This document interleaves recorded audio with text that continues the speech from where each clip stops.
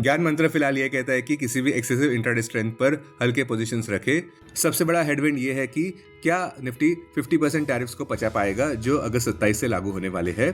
अगला सबसे बड़ा कैटलिस्ट, सबका ध्यान आज के जैक्सन होल सिंपोजियम पर रहेगा जिसमें फेड चेयरमैन जेरोम पावेल भाषण देने वाले हैं।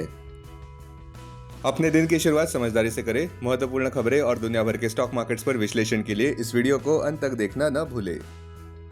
Market trends, global cues negative. कल के व्यापार में विदेशी संस्थागत निवेशकों ने 1247 करोड़ रुपए के शेयर्स खरीदे और घरेलू संस्थागत निवेशकों ने भी 2546 करोड़ रुपए के शेयर्स खरीदे।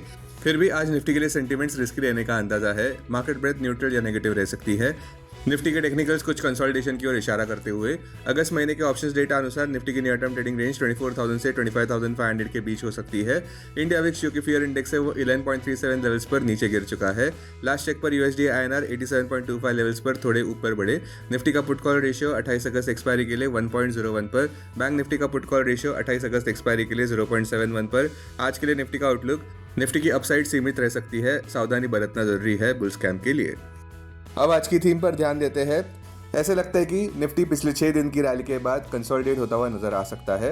हमारे कॉल ऑफ द डे अनुसार सावधानी बरतना जरूरी है क्योंकि सबसे बड़ा सवाल यह है कि क्या निफ्टी 50% टैरिफ्स जो ट्रंप ने लागू किए हैं भारत पर उनको पचा पाएगा। ये टैरिफ्स 27 अगस्त से लागू होने जा रहे हैं। साथ साथ रातों रात वॉल स्ट्रीट पर भी गिरावट देखने को मिली और इस वजह से आज गिफ्ट निफ्टी में सुबह चिंता नजर आ रही है। वॉल स्ट्रीट पर लॉन्ग अनवाइंडिंग और प्रॉफिट बुकिंग देखने को मिला क्योंकि मैग्निफिसेंट 7 कंपनीज गिरते नजर आए वैल्यूएशंस के वरीज के चलते।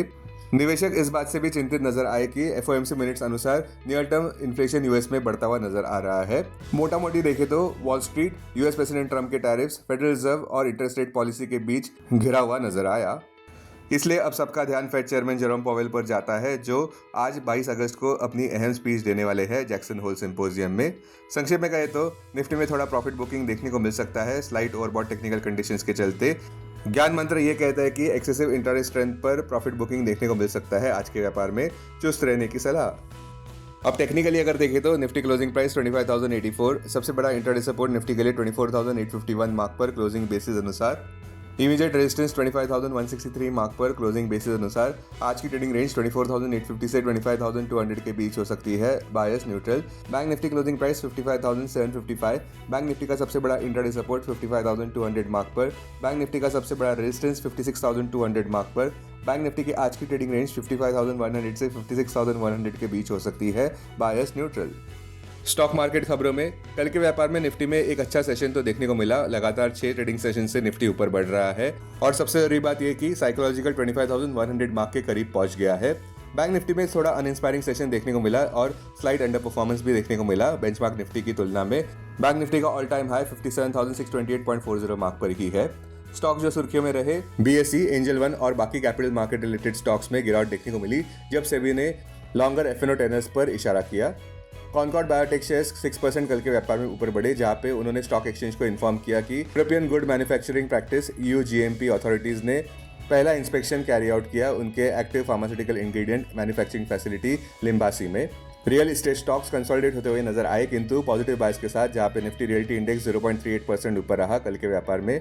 अनंतराज 2.66% ऊपर था, गोदरेज प्रॉपर्टीज 0.58% ऊपर, डीएलएफ 0.35% ऊपर। रेलटेल कॉर्पोरेशन ऑफ इंडिया ऊपर बढ़ा जहां पे कंपनी को 2 ऑर्डर्स मिले हैं कुल मिलाकर ₹50.41 करोड़ के, Kerala state information technology mission KSITM से और higher education department government of Odisha से।